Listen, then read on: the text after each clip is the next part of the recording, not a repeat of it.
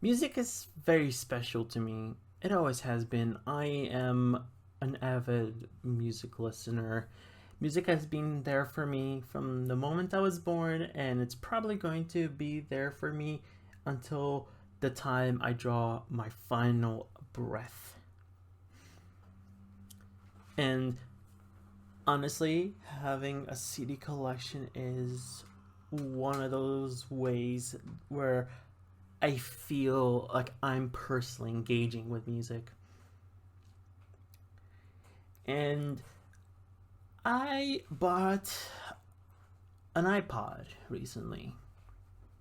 I've been wanting one for a while and more or less have been thinking of, the idea of having one since I was a kid. So now I actually finally have one and it's definitely worth the hype, I'm telling you. Um, But with this, I've been looking around for people's opinion on the internet because that's something a lot of people do. You're curious about what other people may think or say in regards to this or that, and I have seen this topic of conversation, streaming versus purchasing music, whether you purchase it physically like on a CD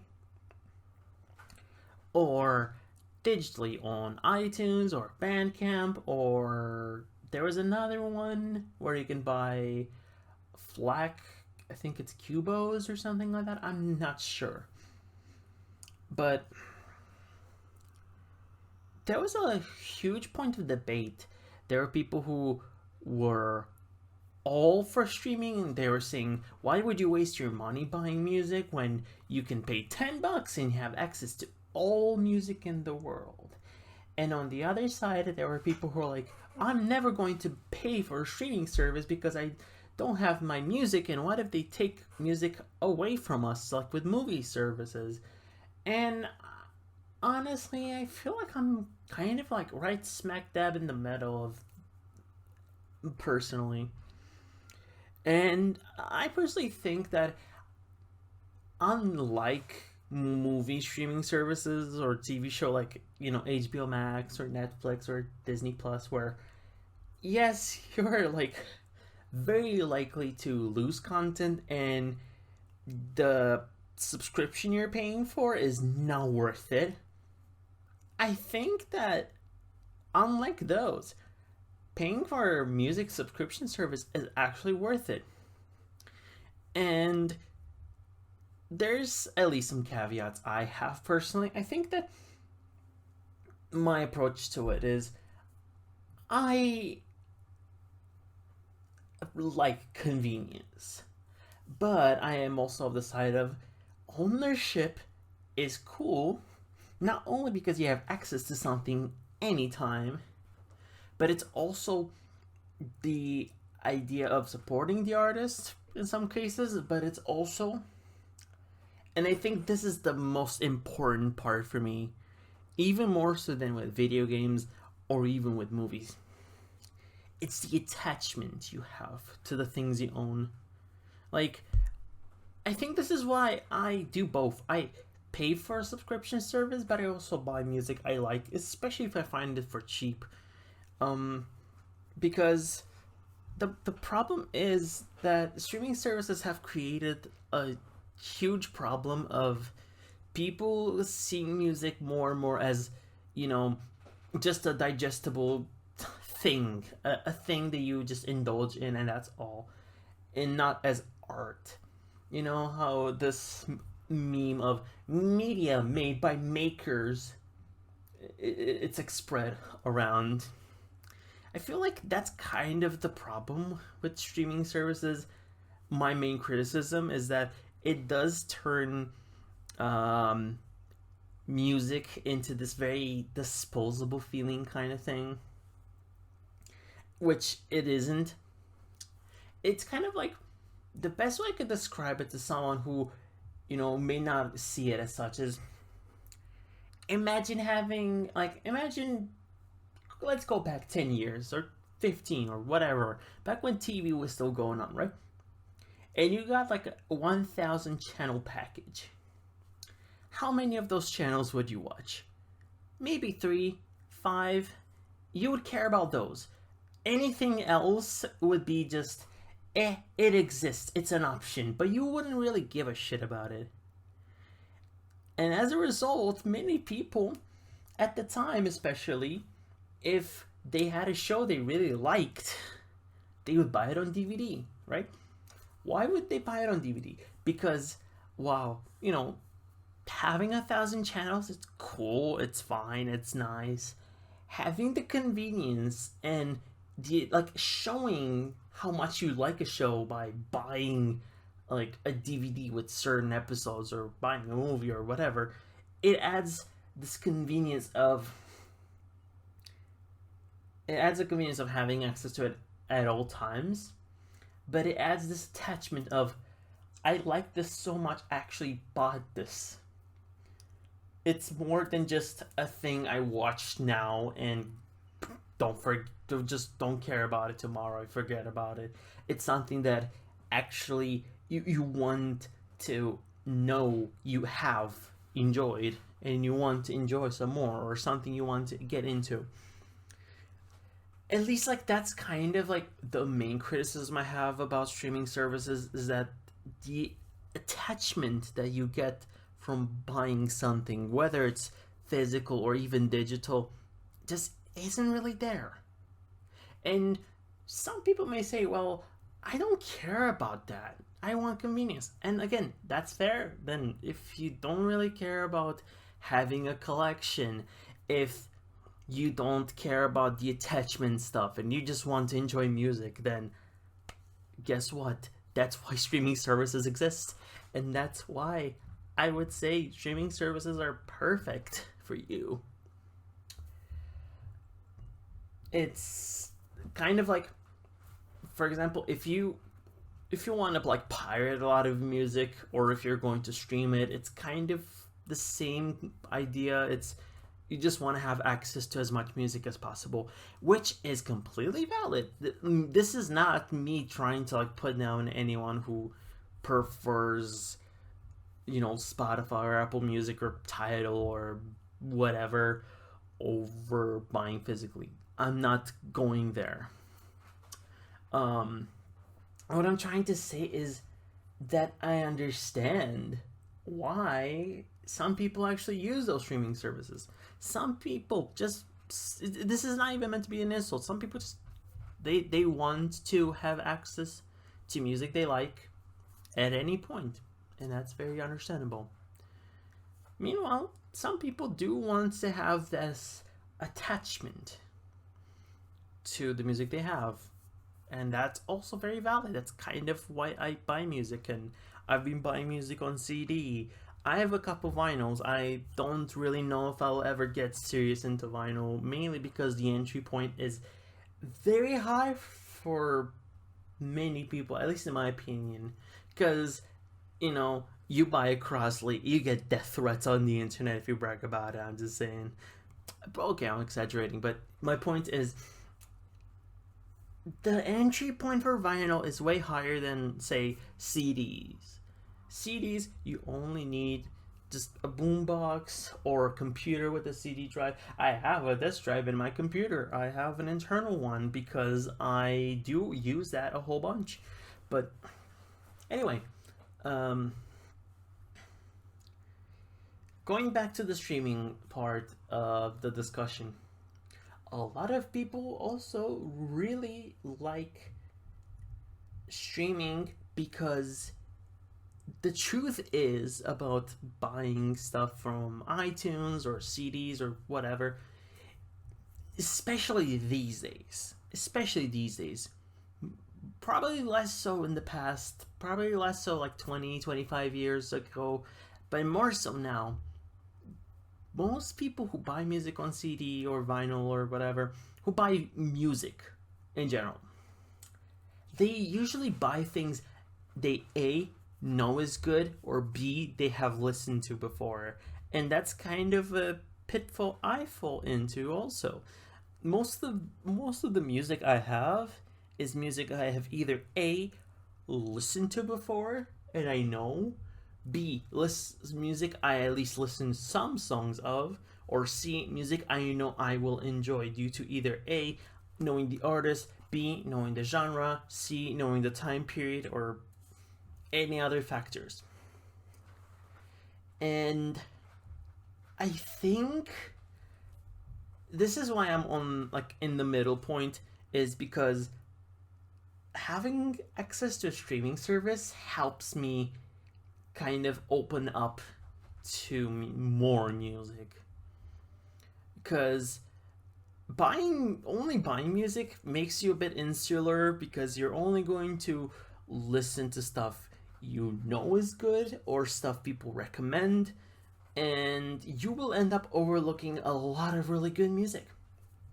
However, Spotify or Apple Music, just streaming services in general, they allow you to explore beyond your self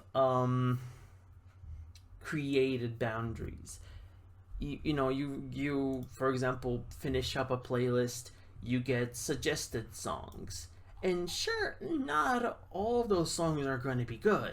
Many of them are not going to be great or your cup of tea, but you might end up beneath all the stinkers find something that will completely change the way, it might completely put you in a whole new direction with your music journey.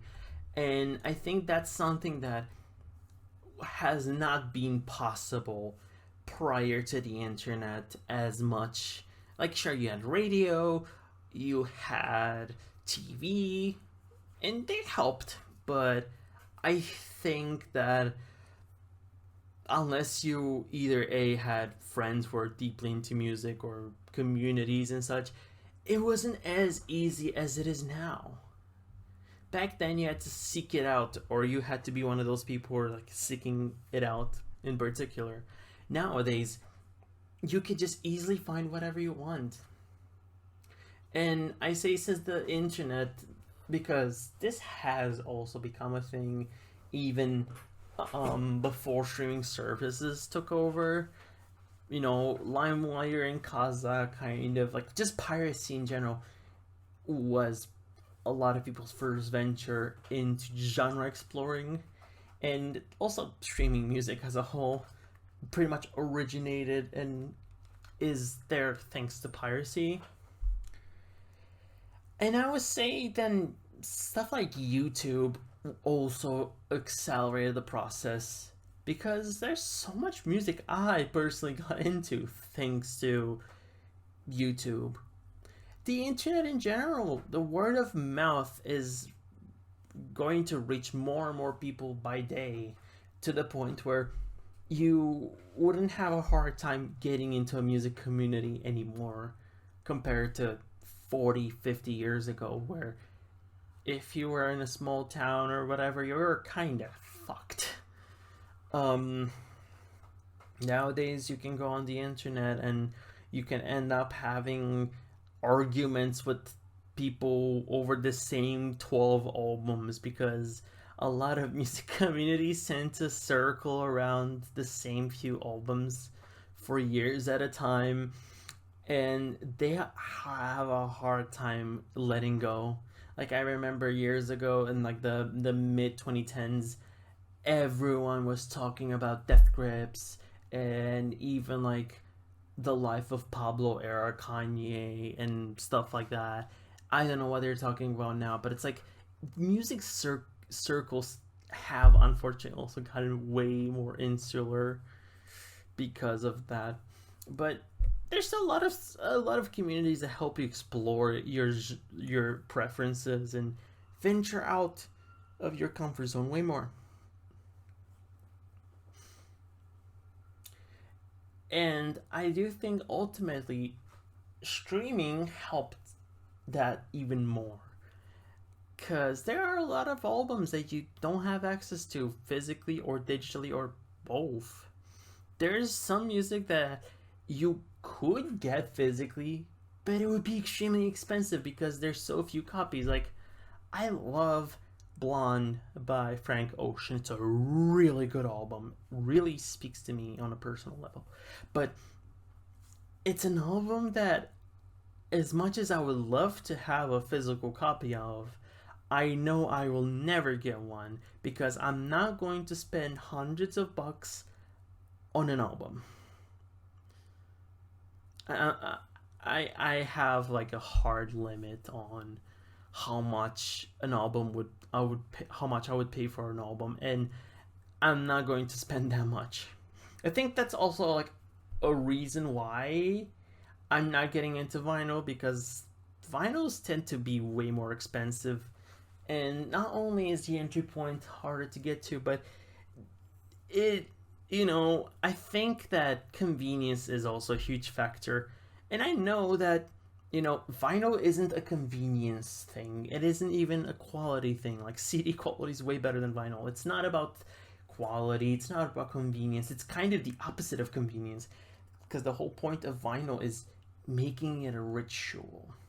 Opening up, setting up the player, getting all the things plugged in, maybe getting some nice scented candles, getting something you like to drink, maybe getting like sitting on a nice chair or like a bean bag. Especially, that's something I want to get because those are so comfy. And just like putting on the record, letting it play, and it's a ritual. But it's like definitely something that is worthwhile for those who want to engage in it, but it is definitely not for everyone. In my case, I just think CDs are great, and I've even bought a few things off of iTunes. And again, some people might say, well, it's lossy, it's not lossless, so it's bad. But I think people are taking the idea of lossless a little too extreme, because I think that unless you've literally worked with professional equipment and you have high-end equipment, including a DAC, you most likely won't be able to tell a really good quality M4A or MP3 even from a FLAC. Maybe like if the MP3 is particularly crusty, yeah, well, you'll be able to tell that apart from a high quality lossless file. But I will be honest, I think that unless you have the equipment, it is very much a thing people tend to kind of exaggerate on.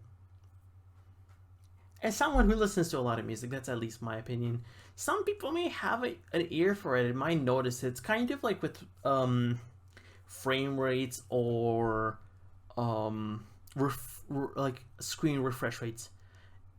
If you haven't like toyed around with a monitor with a higher refresh rate, it may not mean anything to you. But once you do, that's when it starts becoming apparent. And that's something I actually learned personally. Up until very recently, I never had a monitor be over 60 hertz. So I never had this like high refresh rate. 60 is still good. I mean, 60 frames is fine, but it was not, the most optimal speed, right? I got a high refresh rate monitor, like 166 or whatever, something very fast. I put it in, I connected everything, and I was astonished because it's so smooth. It moves so fluidly. It's something I never thought I wanted, but I wanted. And now if I go back to like 60 hertz, I will probably notice. I mean, the second screen, I have two monitors. The second screen is, I think, stuck at 60, and it's not bad by any means. It's something I would totally live with. It's such a huge difference. And I think it might be the same for Flax, but the problem is most people do not have the high end audio tech. Most people do not have high quality decks. Like, I'm going to be completely honest, if you put music on an iPod like I do, whether you're using a lossy format or a lossless format, the difference is so minimal that you won't notice. And I would say it's especially apparent with the way Apple does things with iTunes. Um, from what I read, at least on the internet, they really make their best out of the technology. So if you compare an MP3 file of a song with something ripped from iTunes, oh, ripped. iTunes has been DRM free, by the way. This is why I'm saying, like, ownership. When you buy from iTunes, you own that a copy of that, even if it gets removed. As long as you have a copy of it, you're fine.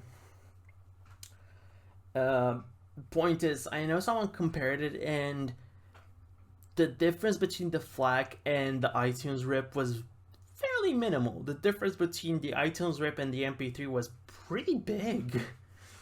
Um, but anyway, I'm gonna also like have a bit of a complaint, a bit of a rant about these people who complain about digital uh purchases, because there's this consensus within physical collecting hive minds that buying something digitally means you don't own it.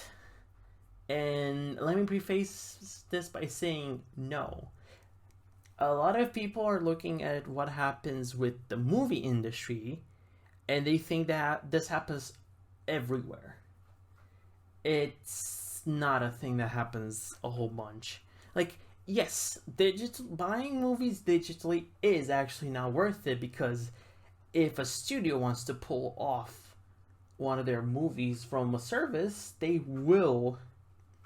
Even if you bought it, you lose access to it. You won't be able to even play it if you have it downloaded, if it has DRM to it. That is very true. And that's why I am telling people not to buy movies digitally. But when it comes to buying games or music digitally, that's not the case. Steam, even if a game gets delisted, you still have access to it like 99.99% of times.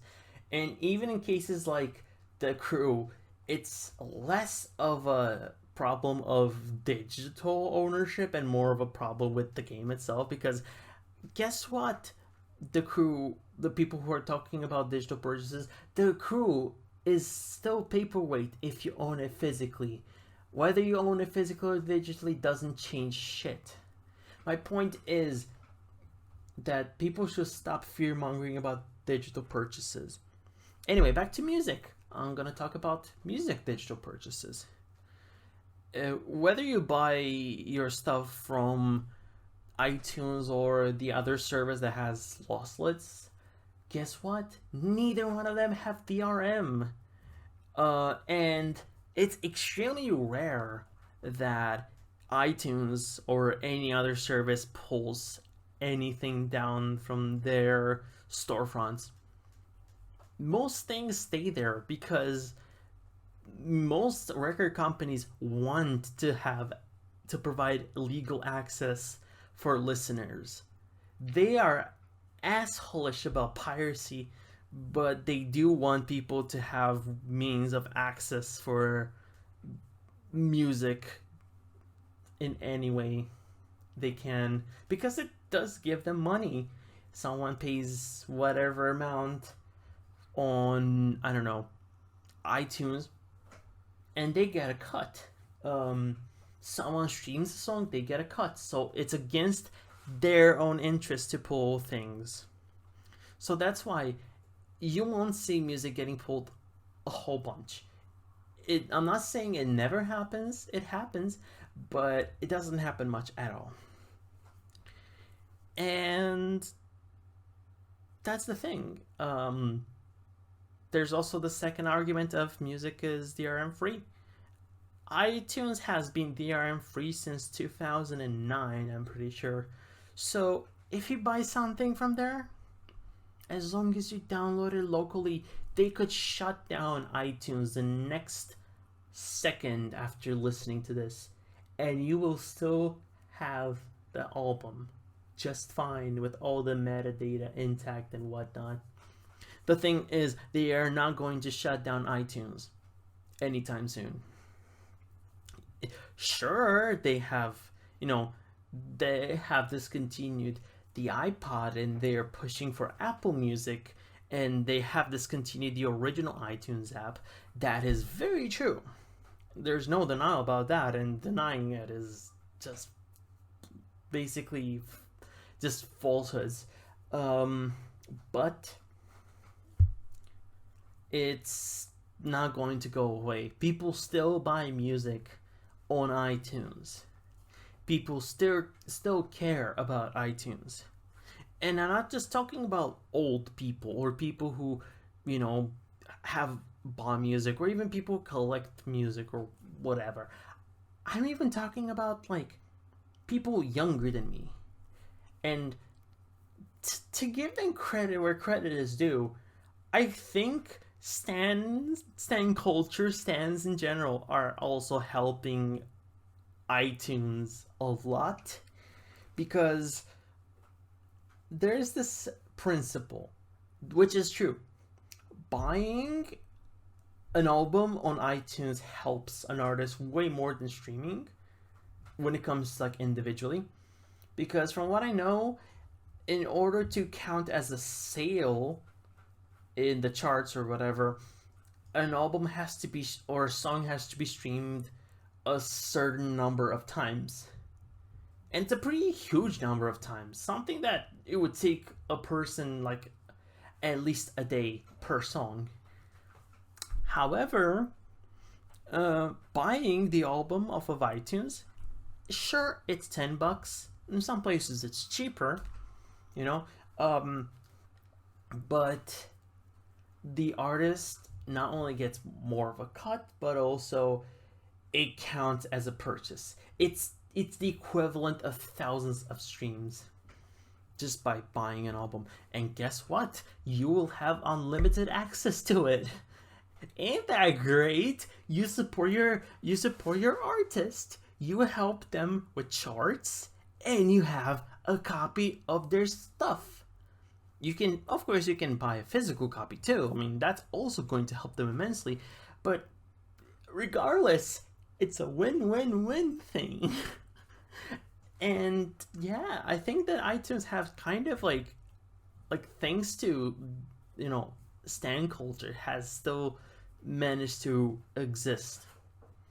And again, not to mention, there's people straight up like having the music they really like available to them, even if they use a streaming service, because something happens and they cannot pay for the streaming service, they still have their music.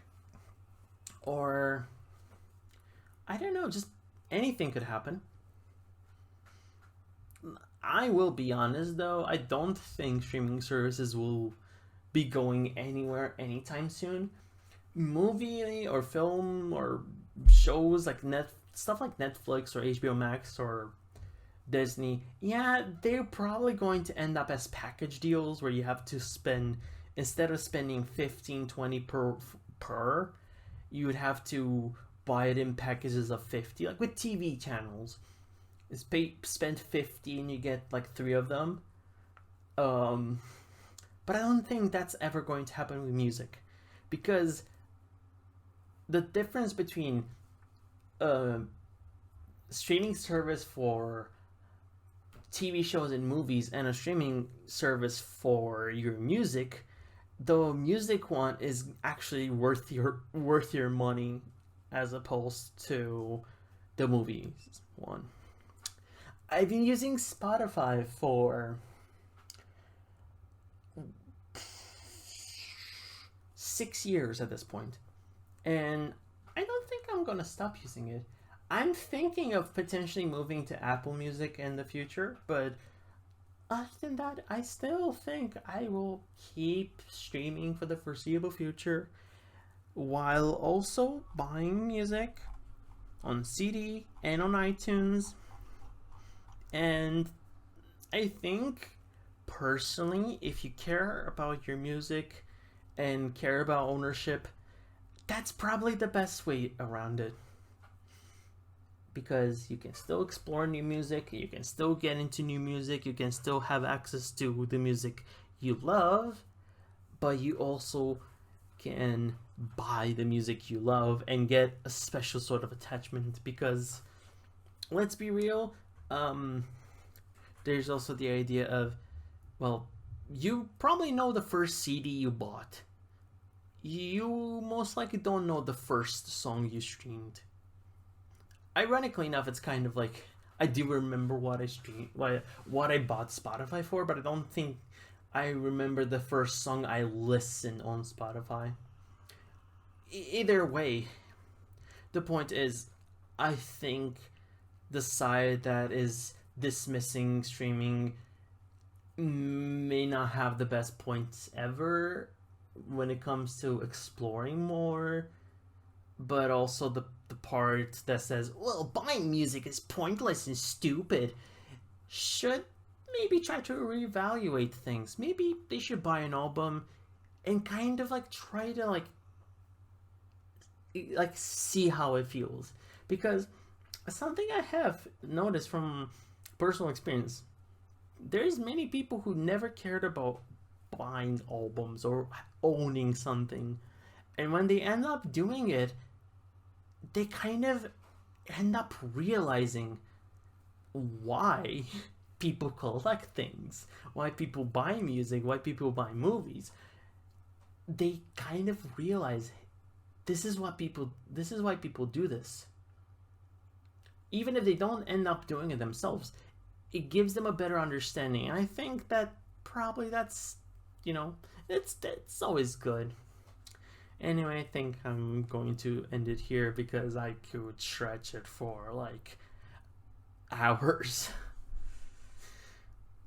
So, yeah, hopefully that was, useful. I just tend to ramble for extended periods of time, so I most likely repeated myself or repeated arguments.